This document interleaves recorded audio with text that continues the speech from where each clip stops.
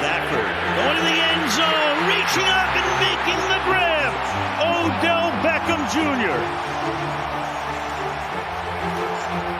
Stafford buys time, protection is good, and so is the pass. Henderson came out of the backfield. Jefferson in motion. Henderson, nice cutback. Stafford rolling and throwing, caught, touchdown.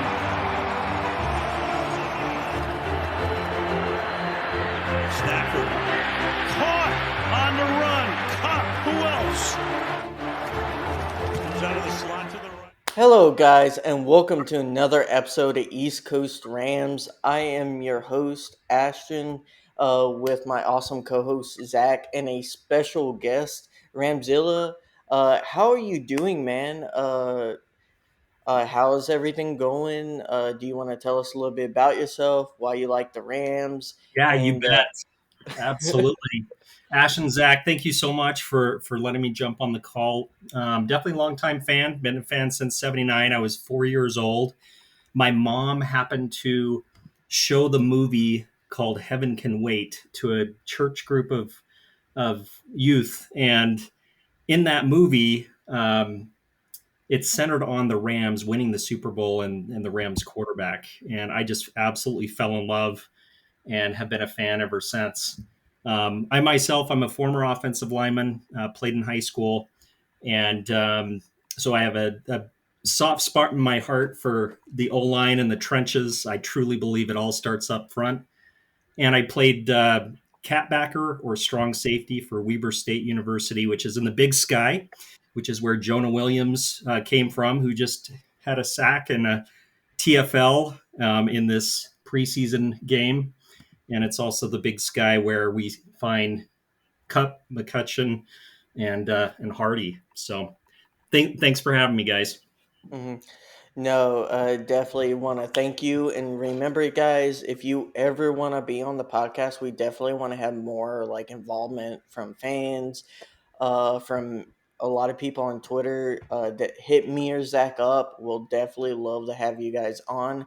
And let's kind of dive into our topics. We're recording this right now at 11 o'clock, so we're an hour into the Texans and Rams game on Friday Night Football. So we'll kind of comment on that a little bit if anything crazy happens. But in general, it looks like the Rams are doing great. Let's go ahead and kind of dive into the preseason game against the Chargers.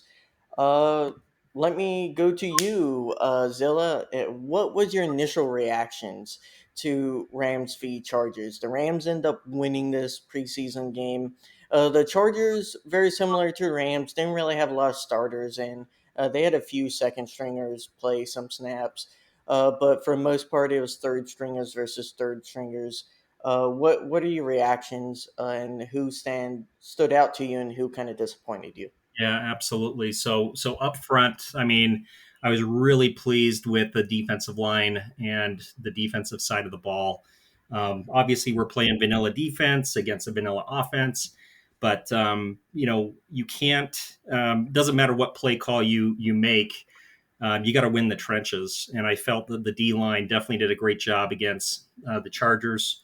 I really pleased with our secondary. Obviously, DK did a great job. Almost had that pick six. Super excited for him. And on the offensive side of the ball, we did have some struggles on the offensive line. Bruss had his quote "Welcome to the NFL" moment, which resulted in a sack of Perkins. But Perkins' athleticism just really showed through, and his ability to create plays, and that's something McVay talks a lot about, is the ability to generate plays when things just don't go right. So definitely pleased with them, and excited to see what he does in the second half against the Texans. What about you, Zac? How are you feeling about the team and the players from last week's game? No, I'm feeling pretty great about this. I'm going to focus on the offense because I think that's really where that's where I find the most fun of it. I'm not concerned about our defense at all. They played a pretty good game last week, but going with Perkins, starting off with him, 17 for 10 completions, 133 yards, 2 touchdowns. He had the nice 60 long pass to McCutchinson, and he even had a 39 yards rushing. He led the rushing, which is always fun to see in an offense. So, I was really excited when we got the news this week that he was there was actually going to be somewhat of a competition, at least in this game, where Wolford was going to have to at least prove at least a little bit that he deserves that QB2 spot. And I'm with Ramzilla. I'm really excited to see how Perkins comes into the second half and see if he does outshine Wolford. Yeah, I'll just hit off of a little bit of both where you guys went. McCutcheons, he looks fantastic for undrafted rookie. I really hope he makes it onto the team and he gets a chance to really stick onto this roster because I don't think he's gonna make it through waivers if we have to cut him. Not a chance. He'll get picked up. Perkins, I won't say he had a great game. I would say he had a good game, and he looked a lot better than he did last year in the preseason. Really enjoying his athleticism, his deep ball. He even had one really good deep ball, and there was the other one that was kind of bad. So he has to get that down pat if he wants to be the second stringer and try to get an advantage over Wolford in that kind of area.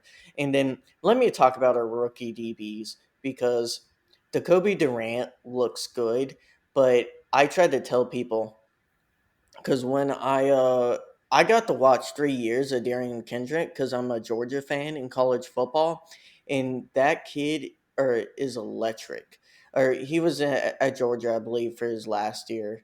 I forgot where he was 2 years before that, but he was electric, especially last year. Just he isn't the fastest corner, even in college football. He wasn't the fastest, but he had great instincts, great ability to play on the ball, and we saw him almost, like Ramzilla said, get a pick six last game. And I think you're going to continue to see him play, and I think he has a chance of climbing up this depth chart very fast.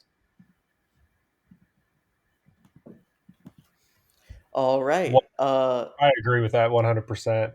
I did like this. I liked what the defense was doing. They were playing on the ball. They were staying with it.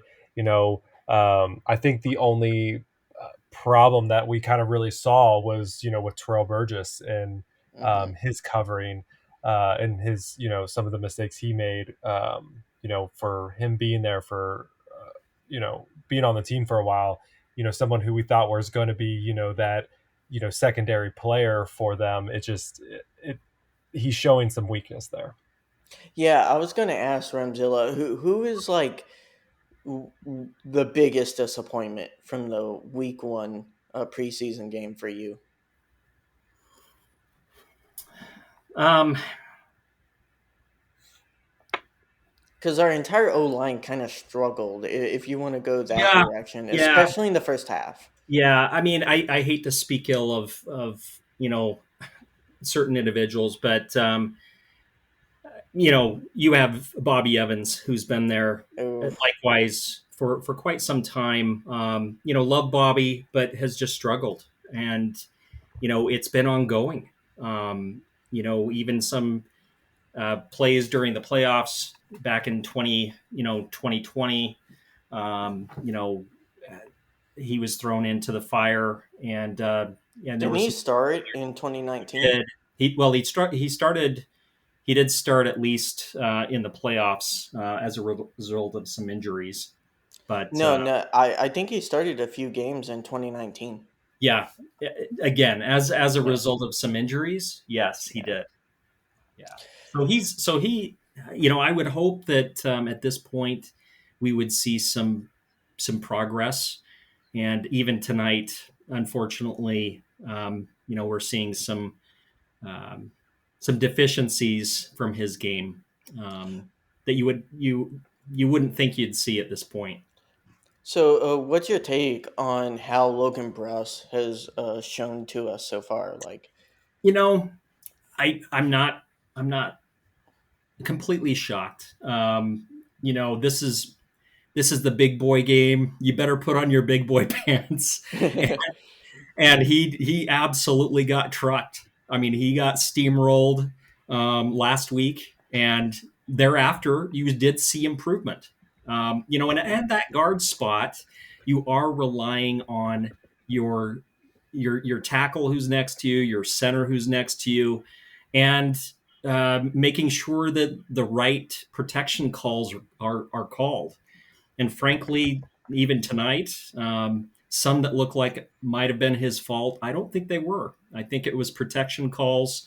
Again, you don't have the starters in there, making those types of calls. So I think he has the ability, the physical attributes to absolutely do well, and it's just going to take some time. As you've seen in the McVay, organization, he hasn't started a lot of rookies, and even some of these, David Edwards, even Allen, even Havenstein back in the day, and Noteboom, perfect example.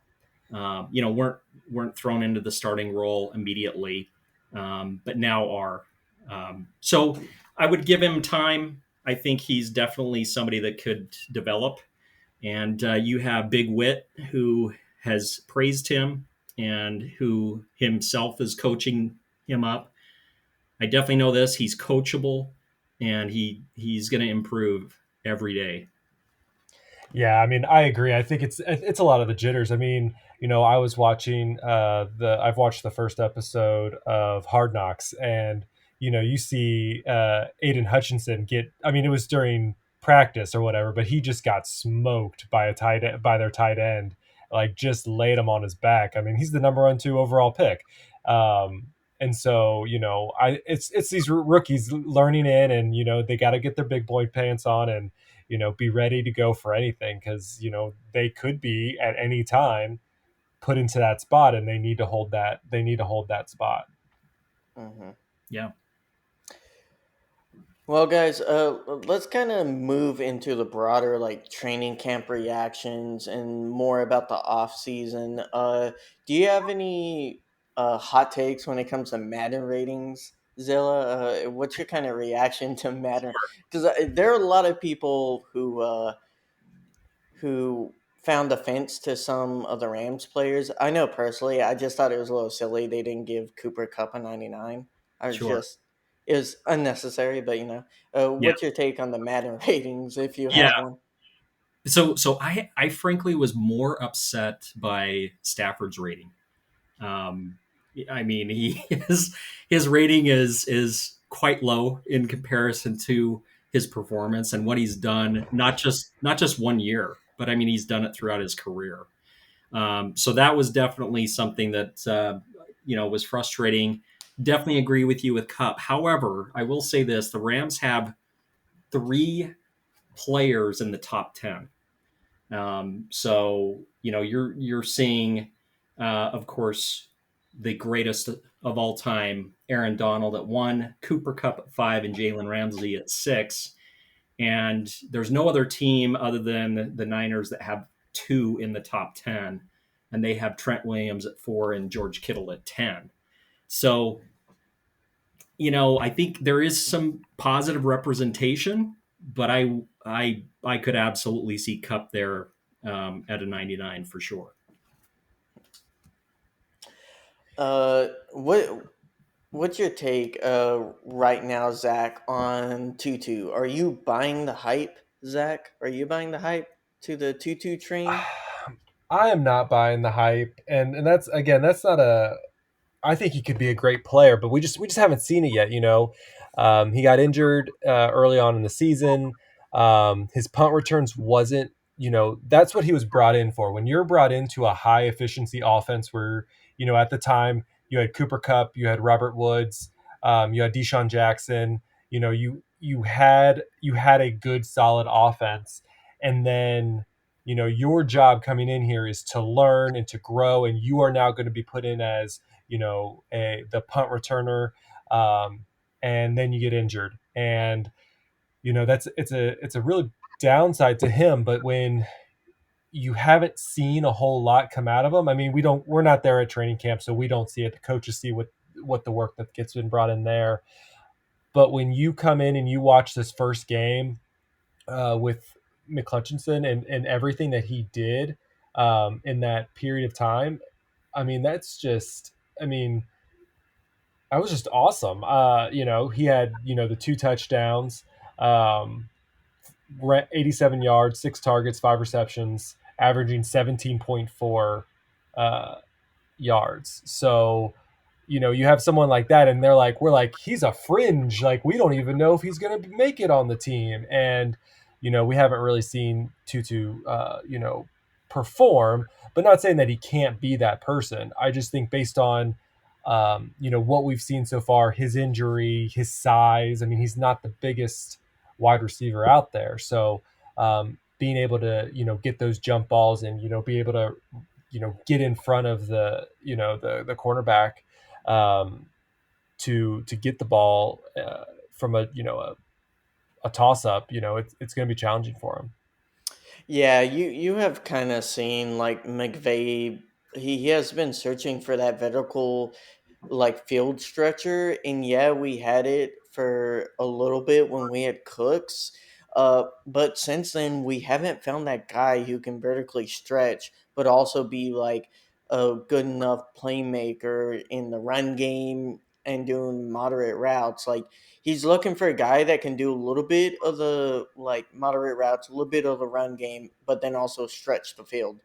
And Tutu hasn't shown that ability yet, especially because he cannot run block, and I don't think he'll be able to until he gains some weight. Not saying like he can't be effective doing a certain thing, he can. Like he I think he's going to end up being a decent kind of like slot player for just like going straight and maybe some slants and stuff like that. But in the long term, I just don't see him being very, very big key player in this offense. So, do you guys want to go into Kendrick? I've already talked about him a little bit. Zach, what's your impressions of Kendrick? Darian No, Kendrick.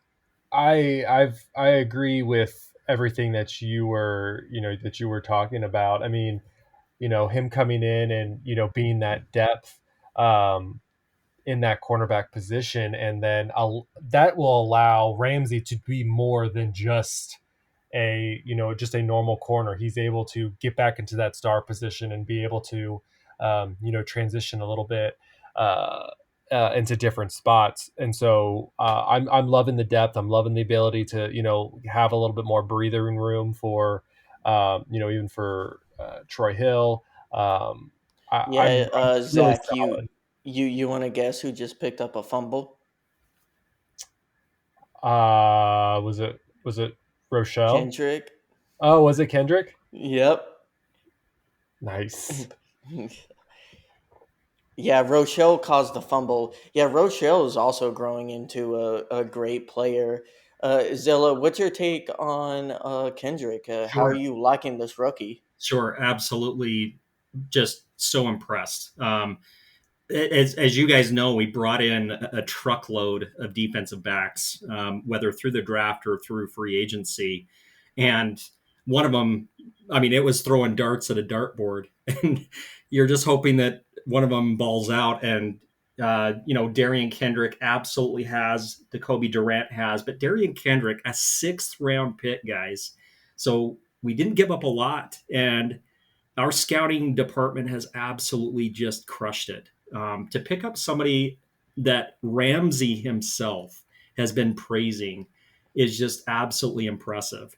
And, I really believe that the investment in the defensive secondary really tells the story of the NFL. It is a passing league, and we have a conference where, uh, you know, the opposing teams have invested heavily in wide receivers, tight ends, the secondary, or excuse me, in the passing game, and we had to do something about it. So I absolutely love what Zac said. You know, this definitely puts us in a good position to allow Ramsey to do more than just simply, you know, lock up one guy. But I do love, our secondary. You look at Ramsey, you look at Long, you look at Hill, you look at Rochelle, you look at Kendrick, you look at Jacoby Durant. I mean, man, those guys are absolutely awesome. And if you don't mind, let me jump back and and just talk a little bit about Tutu, if you don't mind. Yeah, definitely. So I had the opportunity to actually watch some training camp, and he plays absolutely beyond his stature. He has strong, aggressive hands despite his size. He fights for the ball, he runs clean routes. And I think this offseason, he absolutely learned work ethic. He learned to work. Cooper Kupp talked about his focus this offseason, as did Allen. Both of them praised Tutu for his focus, which frankly, I do not believe he had his rookie season. But he has paid the price. I totally agree with you, gentlemen. He is a role player. I don't think he's an every down guy, but you give him the occasional jet sweep, you allow him to stretch the field on occasion, and I think you're going to get your money's worth for him.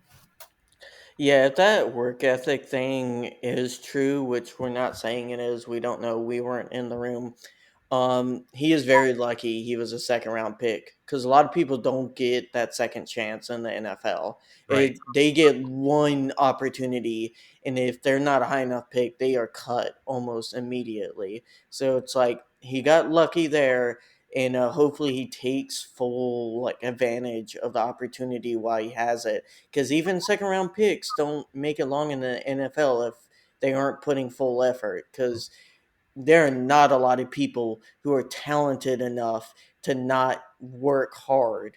And most of the people who make an NFL aren't just super talented. They work very hard to get where they are. No.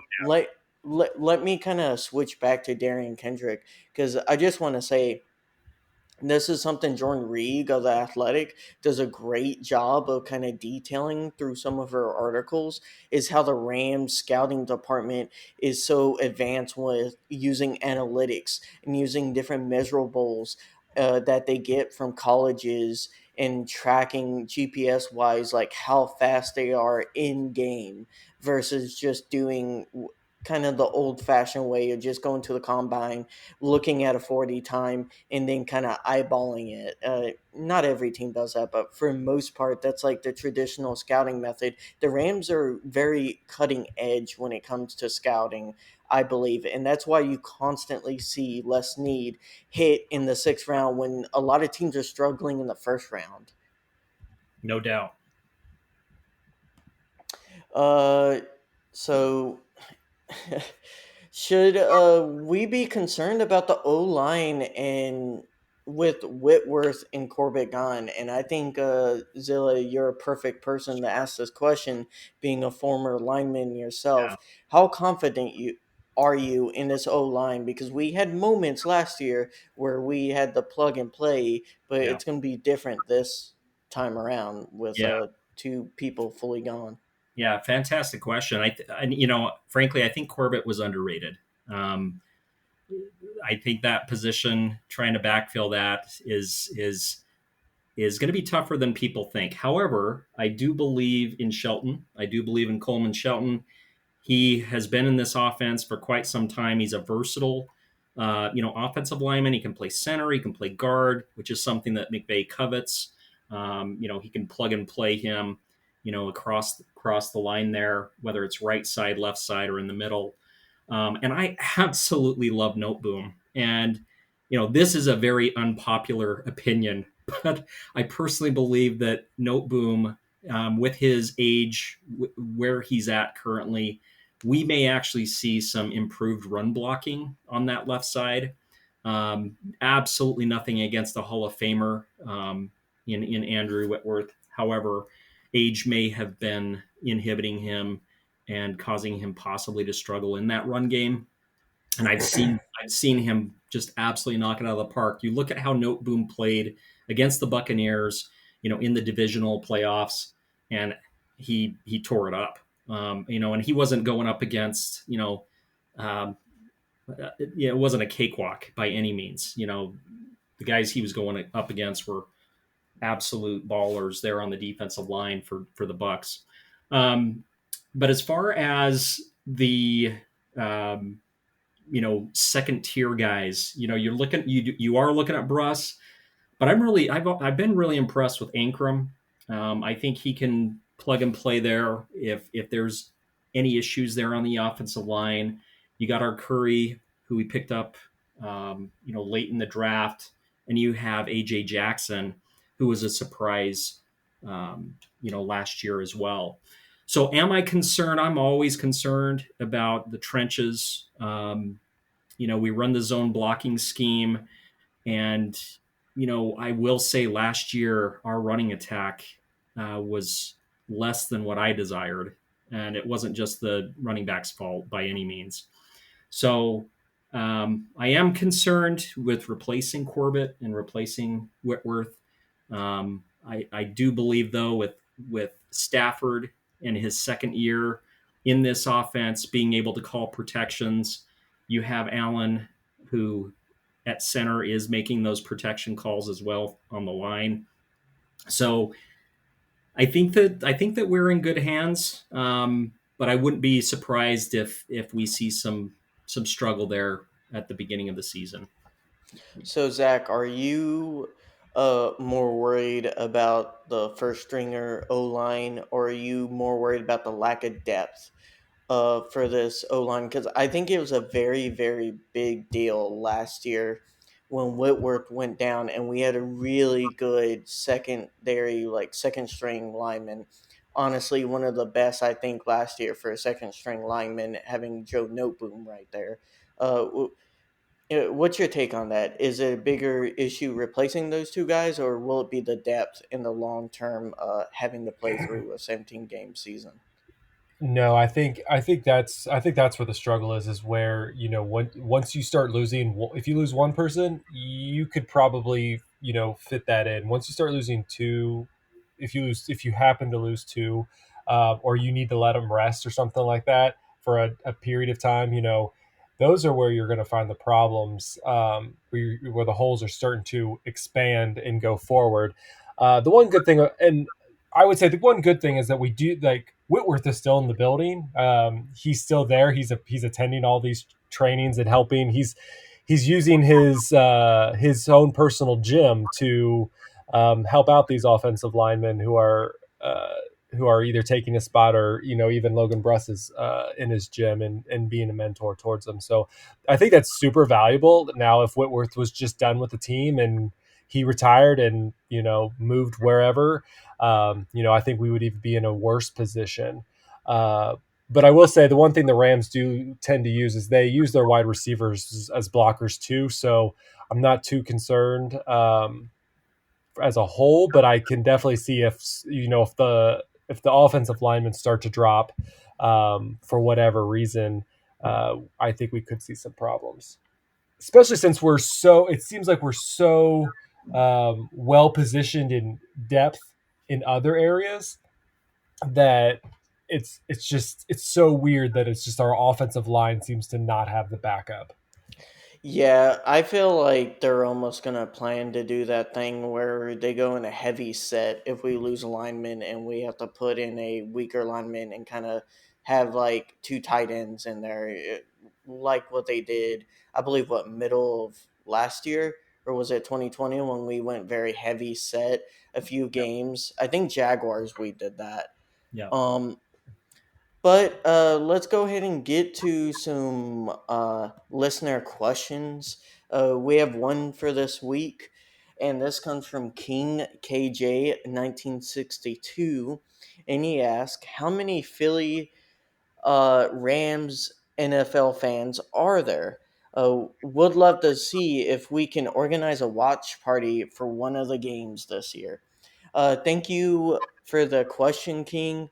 To answer your question, I do not know. I live in Fredericksburg, Virginia, but I would post it out there, try to tag kind of Rams House and put it out there in the ether. I'm sure there are a lot of Rams fans in Philly.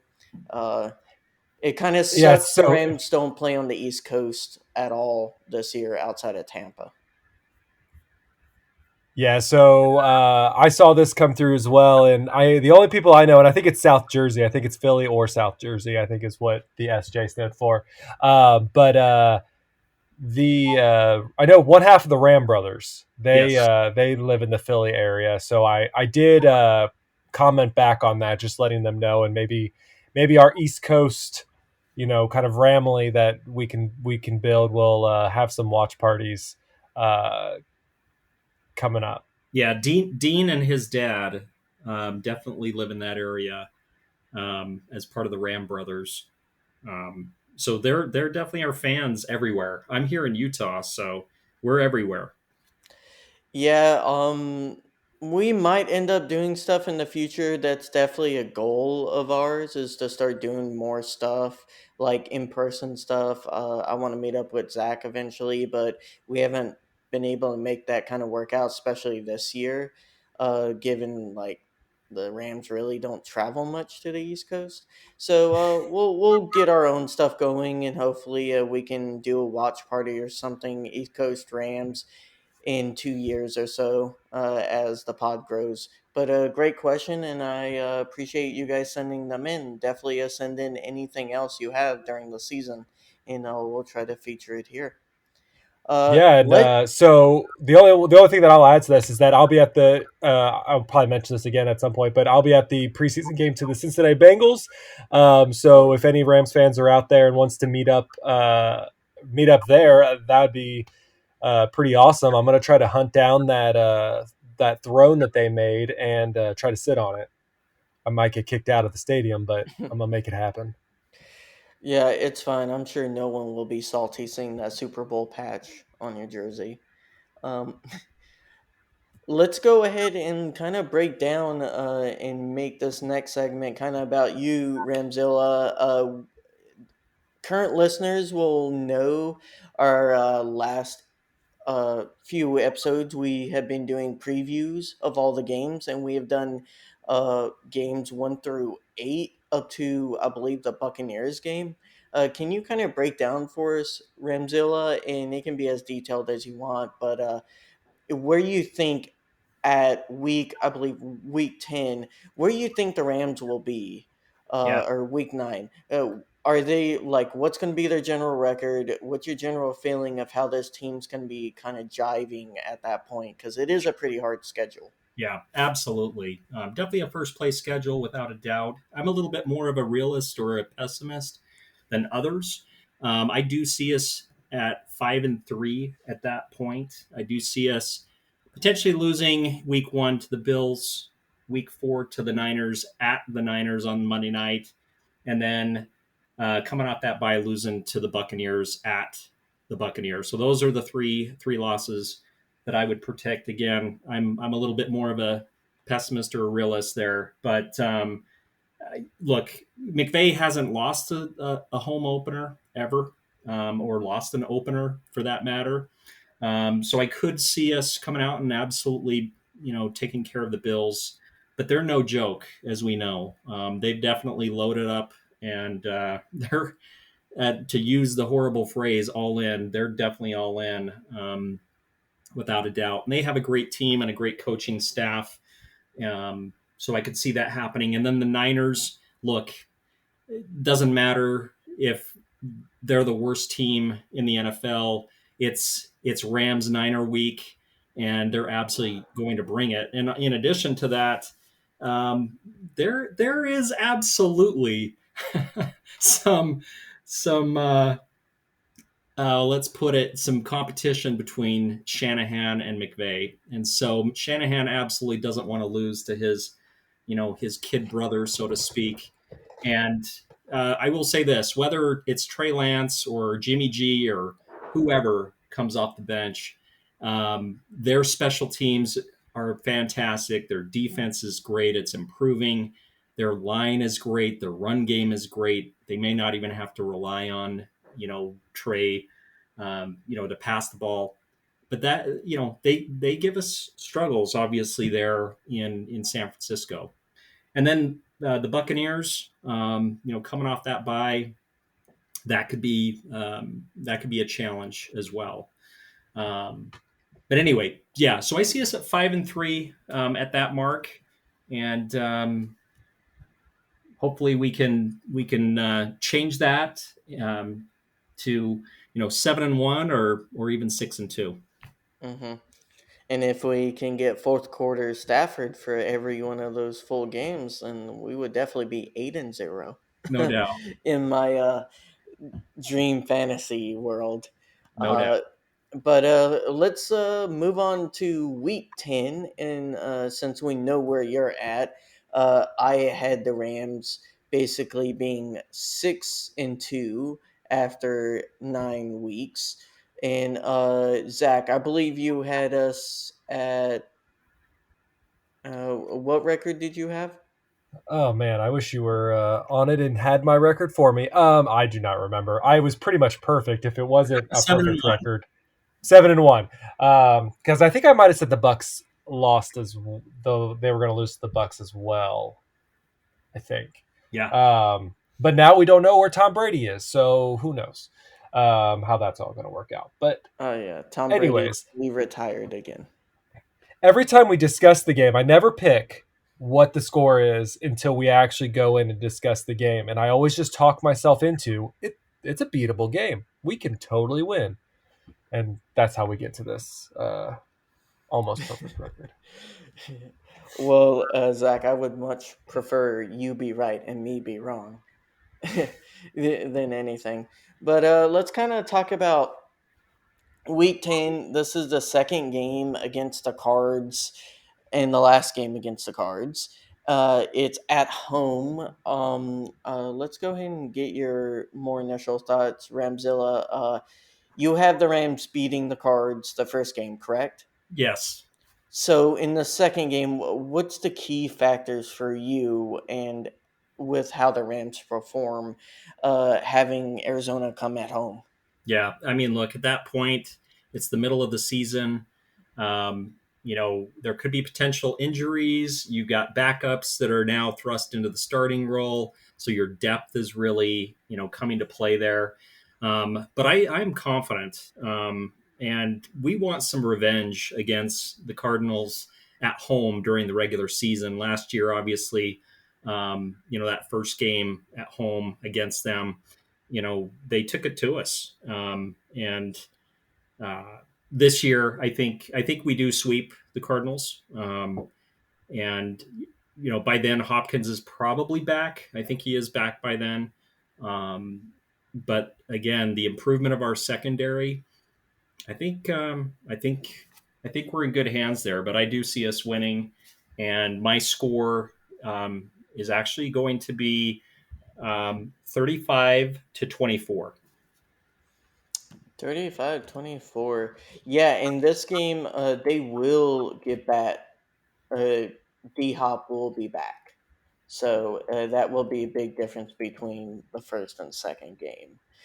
Zach, But to me, when it comes to our cornerbacks, we have that depth that I'm not really too scared. I mean, if we have to put Ramsey on him, we put Ramsey on him. If we have to put Hill on him, we'll put Hill on him. I'm not really caring because Hopkins. If you remember the last games when he was in, he tried to run down to he tried to trick Ramsey into running down the other side of the field, and sometimes Darius Williams wasn't always up. A lot of times it was Darius Williams trying to go up against Hopkins, which, Darius Williams is great, but Hopkins sometimes was a little bit better. So I'm really looking forward to it. I'm terrified of Zach Ertz.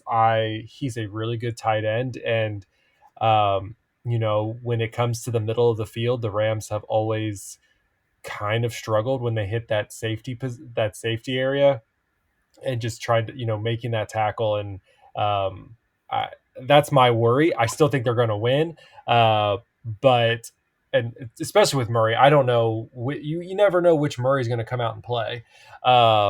So I'm going to go with them winning as well.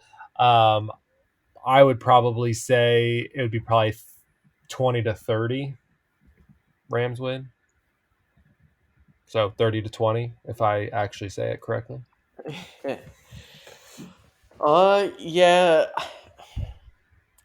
I don't feel like the problem with this Cardinals team is their roster. I think they have a talented roster, pretty good young secondary. I think the issue is coaching. I really do think a mixture of Kyler Murray not being. I don't think he is mature enough, realizing that some stories have came out that he hasn't prepared enough and he hasn't put in enough homework, especially in the second half of the season when defenses start adjusting to their scheme. I think that is partially on the coach for not adjusting and not making sure his players are ready.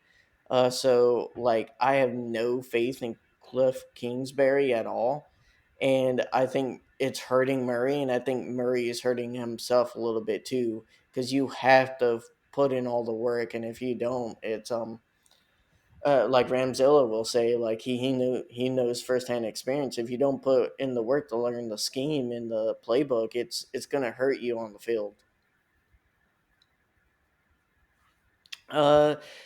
Score wise,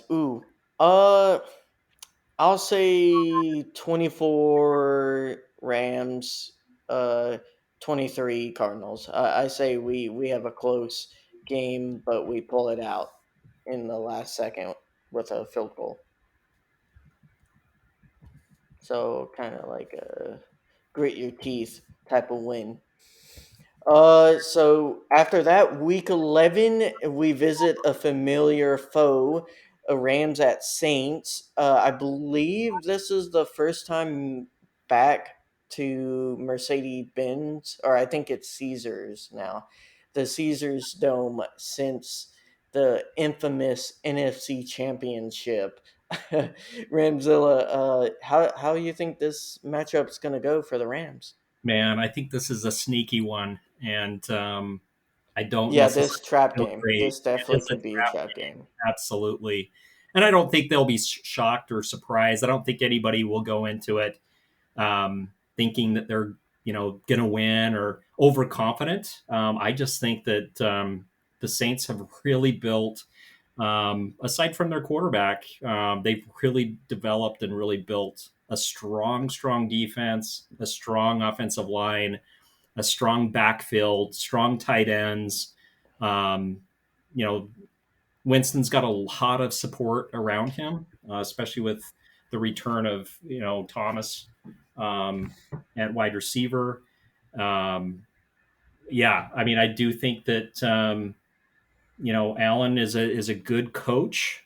He's a defensive minded guy, and he's no joke. He's definitely faced McVay before. I could see us losing this one, guys. And I'm going to say, actually, we lose this 20-14. 2014. So you kind of have a slugfest there. I do. What what about you, Zach? Do you think this Saints team can rebound from losing their head coach and losing players like Teron Armstead? Uh, what do you think? Yeah, I could definitely see this being a trap game. But I kind of go back and I look and like McVay is so good on the road, and I really think that they can pull this one off. I think the next game will be a struggle. If they win this one, it kind of goes back and forth. I don't think they can't win all of these games, and there's going to be some that they're going to lose. And so I think that they could lose this one for the trap portion of it, but I think they could beat this one out, and then they will come back to lose this one. So for this one, I'm going to say they're going to continue their win streak, as I have it, and they are going to. I would probably say 24-17. I think it could be close, but I do think the Rams will squeak this one out. Yeah, your legend or your man Andy Dalton from the Cincinnati Bengals is now on the Saints. So real force of nature there that we have to worry about.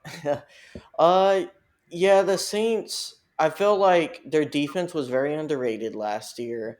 Um, I don't know how their offense is going to do losing Sean Payne. I really don't. Um, and honestly, Jameis Winston, we'll see if he can rebound after his injury. They got Jarvis Landry and they got Chris Olave. I'm really big on Chris Olave. I think he's going to be great. But it doesn't mean he's going to be an instant superstar in the NFL. And I think he's going to struggle a little bit his first year. Um, yeah, I think the Rams have a comfortable win here. I think they win 43-27.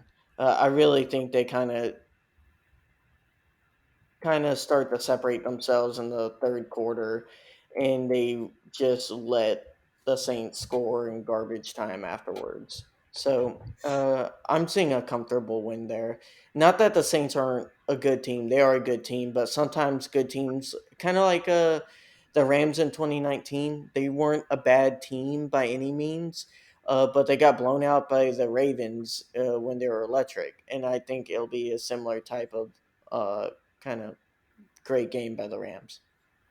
So a match I've been waiting for a few years, and I'm hoping it sells or it's nearly as good as the last game because it is the last game between the Rams and Chiefs was honestly the best game I have ever watched NFL wise ever. I remember watching that game, what I was wearing, where I was, me and my wife reacting to individual plays. It it's such a unique game in Rams history. One that will definitely go down.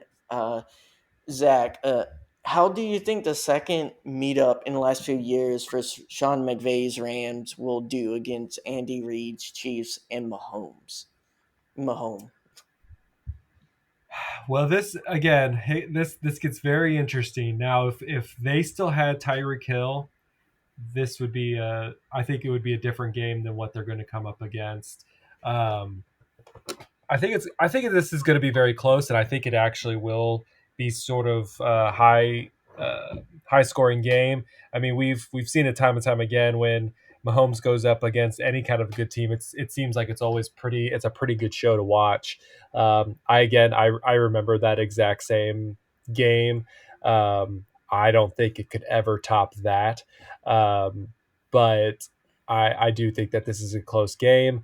By this point, I probably should have looked at Kansas City's record or at their schedule when it comes to this because it always depends on their schedule too. If they have a short week or a long week or whatever. But I will say that they are going to lose this game. The Rams will lose this game, but it's gonna be 35-34. 35-34. I think the Chiefs somehow get like a 2-point conversion, or they get something that just pushes them just at the edge. So you had the Rams losing. I do have the Rams losing. Okay, Chiefs. What's your reaction to that game, Ramzilla? And do you think it's an issue the Chiefs losing Tyreek Hill and Tyron Matthew? I can't say his first name. Saved my life. I think they lost a good amount of big players on their team. Do you think they're gonna still be the cream of the crop of the AFC West, or are they gonna struggle next year? I don't. That is, quickly become the toughest division, frankly. You have the Raiders picking up a new coach, and of course, arguably the best receiver in the NFL. You have the Chargers, who, again, on paper, are just disgusting with respect to all the goods they have. But I do believe the Rams pick up a win. I was actually there in person on the front row Ooh. on about the 40-yard line, and it was an absolute just one of the dreams of all dreams to be there and watch that game in person. That's a lifetime memory. It was a lifetime memory, and forever we'll have that Probably would memory. have had a panic attack. Oh man, Oh, I remember looking. There's not many games where I remember looking at the clock, seeing 40 seconds left, and being like, "That's too much time." Like, there's like Mahomes is gonna score with 40 seconds on the clock, and them not having any timeouts. And even when we had the ball and they had timeouts, and there was like not a lot of time left, like a minute and 10, I was like, "There's too much time." Like I didn't feel comfortable until it was double zeros. yeah, Uh, it wild game. wild game, absolutely wild game. The last, of course, few minutes were, yeah, I about had a heart attack. Now moving forward and thinking about this year, so Kansas City is actually going to come off of a road game against the Chargers. The So a Chargers, yeah, tough battle, and I then they just face pulled that up. Ooh. yeah, and then they face the Rams at home. So they could be coming off of a loss. They might be coming off of a strong, hard fought win. But I do think that the Rams pull this out. And I'm going to say actually that we score 38 points and they put up 27. So somewhat close, but I think that we take care of business. Hmm. No, I agree with you, Ramzilla. They are not winning their division this year. I think that's going to be the Chargers. I just don't see them losing big players like Tyreek Hill and Tyrann Matthew and replacing them with, I mean, Juju Smith-Schuster. He's not going to do it. I like Valdez Scantling, but he's no Tyreek Hill. Like I think he's going to replace Tyreek Hill a little bit, but like those big splash plays that the Chiefs used to rely on after their defense just gets shredded, I don't think you're going to get the same quantity as you got with Tyreek Hill with Scantling. Um, and so it's going to be where you see, I think this year, they're going to have like the ninth or 10th best offense versus having a top five offense. And I think that means they're going to lose a lot of those close games. And I think this is going to be one of those close games along with Zach. And I have the Rams winning 40-35. I think it's going to be definitely a pretty high flying game. Not as big as last time, but I think it's going to be a fun one to watch. Nice. So I'm kind of relenting there because let's talk about the Seahawks because they kind of a train wreck of off season. Zach, what do you think of the Seahawks coming into this year in the first game for the Rams facing the Seahawks at home? Oh man. I mean, if the problem is that I could see this as something the Rams face in like 3 to 4 years, where all of a sudden we lose everybody.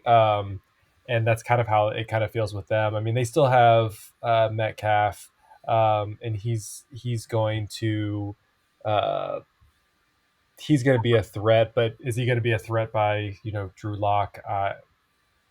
Probably not. So I'm not really super worried about these two games. I probably should be because I said that, but they're in a rebuilding phase.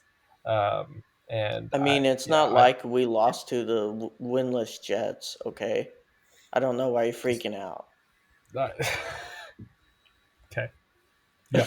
So, anyways, I'm going to say that they're going to destroy them, and I will say this is going to be I'm going to say a 30-17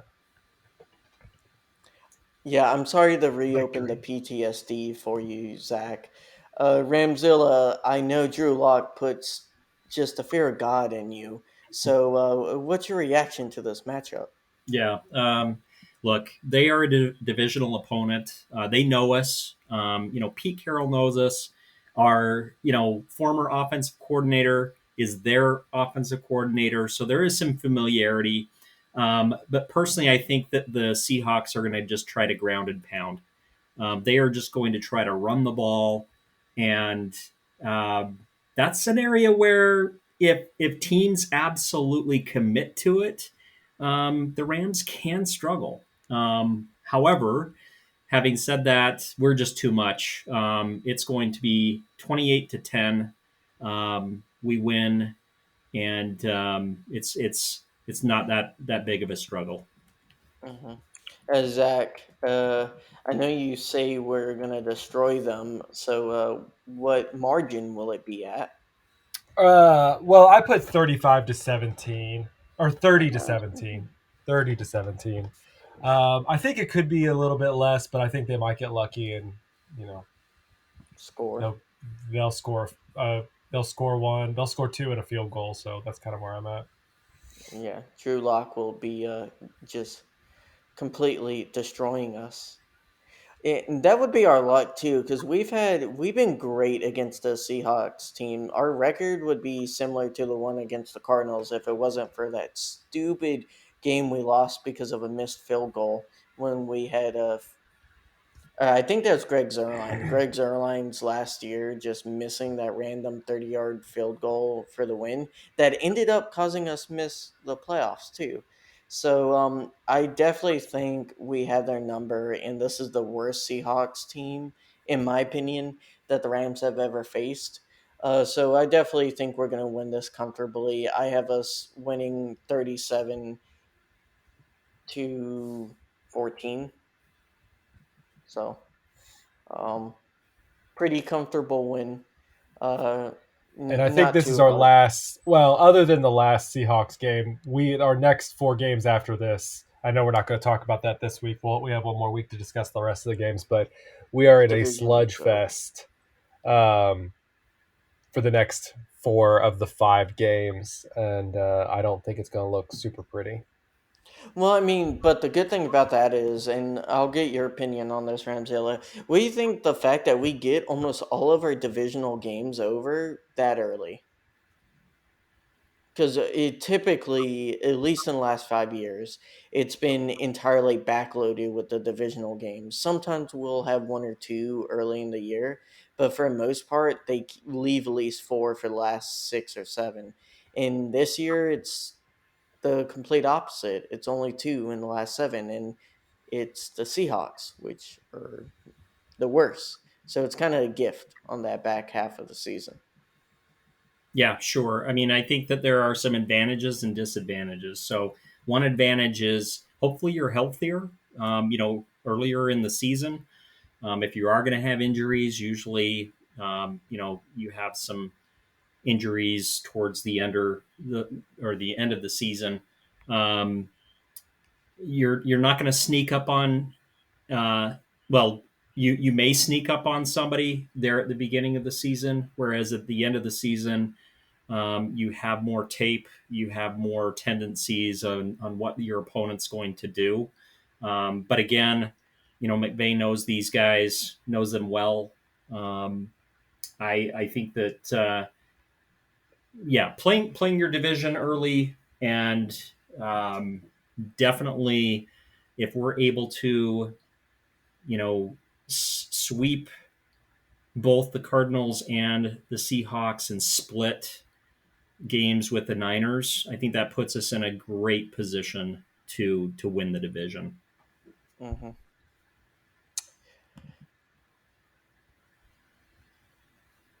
Yeah, I don't disagree with that at all. I think that's And we play this guessing game when, of all these picks, but, there could be injuries along the way that could be beneficial for us. That could be hurtful for us. We never really know until that week comes. So that is awesome. Anybody else want to have any final thoughts before we wrap things up for tonight?